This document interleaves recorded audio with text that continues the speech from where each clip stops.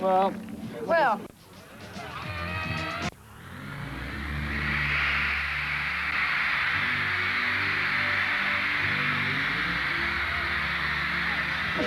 We have started. We've obviously started. Cheers. Cheers.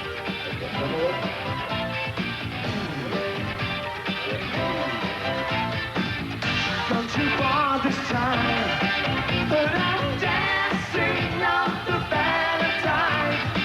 I'll tell you somebody's fooling around with my chances on the danger line. I'll cross that bridge when I find it, another day to make my stand.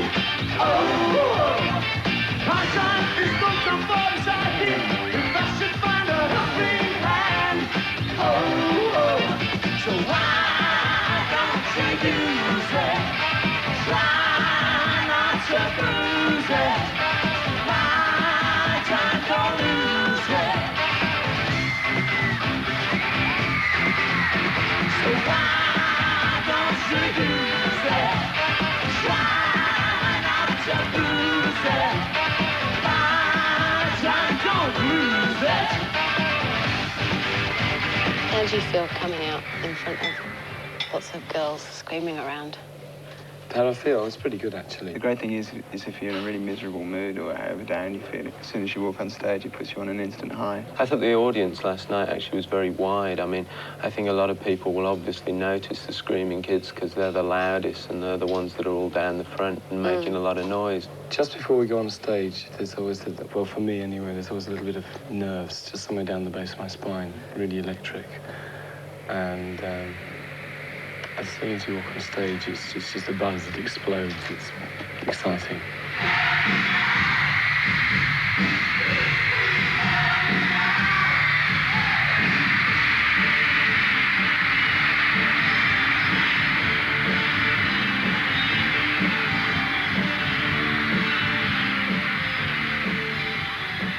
Before you went on stage, you were shouting rather loudly and jumping up and kicking your legs forward. It wasn't me. Is that to get the adrenaline up? Just to get into the mood. We have to warm up a lot. I'll do that. I sit on the bus thing, and all things like that. You've done vocal warm-ups before, I'm sure. Yeah. Yeah, that kind of thing. What is it? Bar baby, bo. Bada-gada. You've been doing an album in Australia. Is that right? How did that go? Well, we actually recorded it in Montserrat, which was boring as hell. We actually got the recording done, but couldn't stand the place. We were going to go to Nassau. From there, more desert islands, more beach. And we decided we got too far away from it all, so we went to Sydney. Just a bit too far out. Yeah, I think the thing is there, it's all very nice and very well laid out and everything, but it just didn't suit this band for a working environment because you tend to find yourself when there's blazing sun every day and lots of swimming pools and one cold little studio. It's not really that good a working environment, certainly not for us. You went to drama school, didn't you? I went to university. I did drama here, Birmingham, for a year. And I did a lot of things. I do find these really disconcerting, actually. I'd been training as an actor since I was about 3 or 4 years old. Did you like it? Did you like acting? Yes, but what I like about being in a band is you've got your own script. I think that's much more important. You see, I go on stage, I don't have to learn, I don't have to get into parts and things because it's us I'm writing about, it's me. And it's really fresh, it's just straight from the creator to the audience, which is what I like, I wanna ride and I wanna get up, but they won't slow down the roundabout. So Duran don't wanna be around when this gets out. So why don't you use it? Try not to lose it. Why don't lose it? So why don't you use it? Try not to lose it. Why don't lose it? The reflex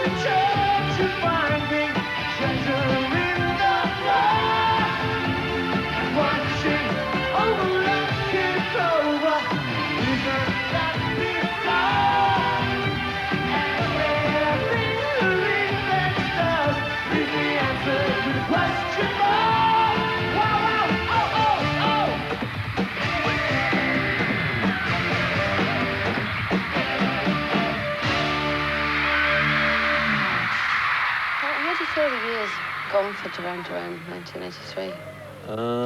It's been a hard year, but I think it's gone very well. We've achieved a lot this year. The album, Seven and the Ragged Tiger, I think is by far the best of the 3 albums we've done. I mean, we spent a long time on it. The 6 months we spent on the album, you know, it was a long time to spend on one piece of vinyl. But I don't know. I mean, I'm just glad we're on tour now. This tour sort of takes us on through to April, and that's really what it's all about. Do you find it actually difficult when you actually get home to settle down and be mould into the home life again? If I go home to my parents, no, because the first thing that happens to me is my brother jumps on my back and then the other one trips me up and pours cold water over my head or something. And then we just have to sit down and have a good old night, and I go down the pub with them and get a bit drunk. I just go home for cheese sandwiches or something. They're pretty good, actually. They're suckers for a bit of the old soft soap off the press, you know. They get people from newspapers phoning them up and saying. But they're pretty good. And I mean, they took, with me personally, they took a lot of stick off neighbours when I was trying to get a band together, you know, and everybody else's sons were going to university to do philosophy. And I was on the dole for 2 years. They took a lot of stick. And now those people want autographs, so it's good for them. I'm quite pleased with them. I left school and they thought I was going to get this wonderful job in an office or something, or being a bank clerk. And that just wasn't what I wanted to do. That wasn't where my heart was. And I said, you know, I signed straight onto the dole and told the dole man that I wanted to be a pop star. And he didn't take too kindly to that. It wasn't in his files. He couldn't find any. So I just sort of spent a couple of years together with John trying to form a band. And it wasn't easy. But then, of course, now we're reaping the results of it, and I think everybody's happy that we had the chance to do that. I mean, I really believe that kids should get the chance to do something more artistic, as opposed to just be stuck in an ordinary job. What sort of music do you listen to? Who's your favourite person to listen to? I like Grace Jones, and the Thompson Twins' last album I thought was very good. Tears for Fears, I think. Came up with some good singles. Nick went through my box of tapes the other day and pulled out things like Joni Mitchell and lots of Doors. I like the Doors a lot, and the Rolling Stones. And the album that John's just walked in with, the Big Country album. That one there. I've been listening to that recently. I think that's very good. That's one of the bands that I think you know, are going to save English music from radio to-dom. How long do you feel Duran Duran will stay together? I think we'll stay together as long as we're still producing new-sounding, good songs and material which we're all artistically happy with. I mean, the thing is, I don't think there's any point anybody producing things that they don't even like themselves. I mean, first we make our music to please us and then just hope that it pleases other people too. I don't see an end coming. It'll go on as long as we want it to, as long as we're happy doing it, as long as we're interested. I mean, the Rolling Stones have gone on for years. I mean, unless, you know, somebody loses a leg or something, I can't actually see us stopping, really. I think as long as we keep it together, there's no reason why we shouldn't go on. I mean, there's obviously going to be a point where somebody's going to want to do something else. You know, maybe Simon's going to want to go into Dallas or something. But they're all things that I think we're going to be able to do as well as the group. So I don't see any reason why it shouldn't go on and on. You know, we'll probably be playing to old age pensioners.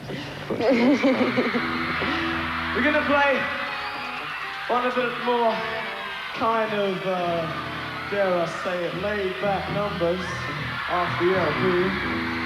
And that's not it.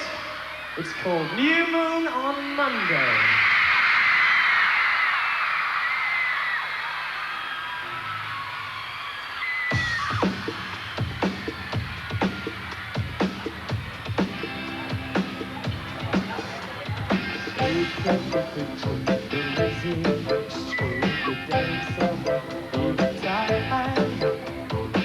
You got me coming with this sort of wind.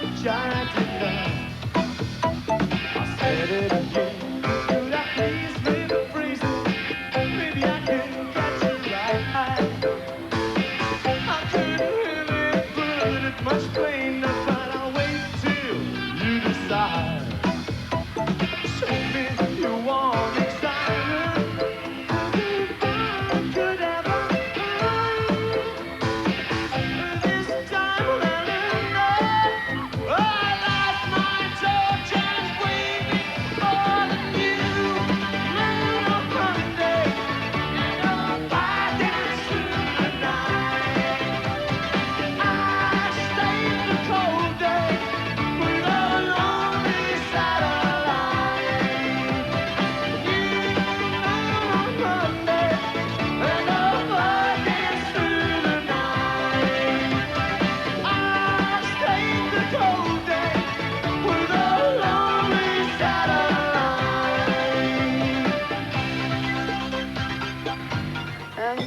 Got any stories to tell on tour? Got any stories Go to on. tell? I suppose John's told the one about the wombat.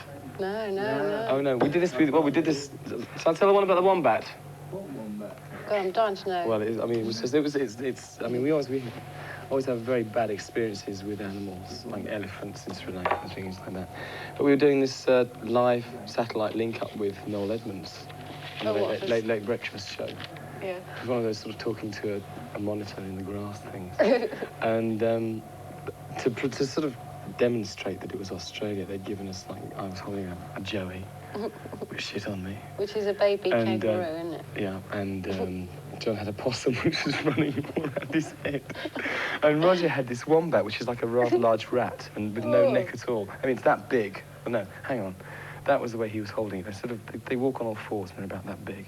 And they're the ugliest looking things you've ever seen. It was sort of lying there on its back like this, everything hanging out.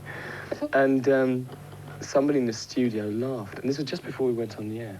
I think they got it on film. And this wombat freaked, it jumped out of his arms and walked halfway across the grass. And then he turned around and attacked Roger with his trousers. And Roger started putting his legs up in the air.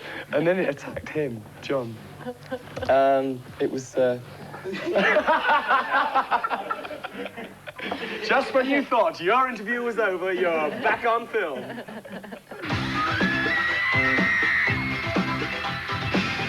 Give away.